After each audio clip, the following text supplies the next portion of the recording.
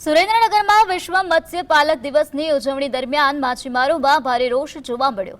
છેલ્લા 2 વર્ષથી નળ સરોવરમાં માછીમારી માટે પ્રવેશ નહીં મળતા 2000થી વધુ લોકોની રોજગારી બંધ થઈ ગઈ હોવાનો માછીમારોએ આક્ષેપ કર્યો છે।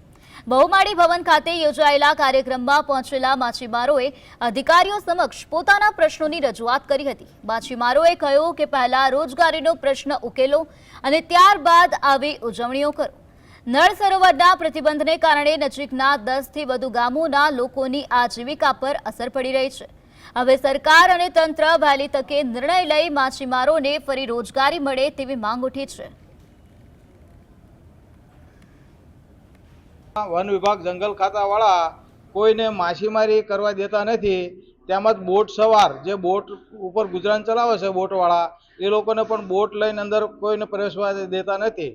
તો સરકારને વિનંતી કે અમારા માછીમારો અને બોટ જે ચલાવતા હોય એ લોકોને અંદર નળ સરોવરમાં પ્રવેશવા દે।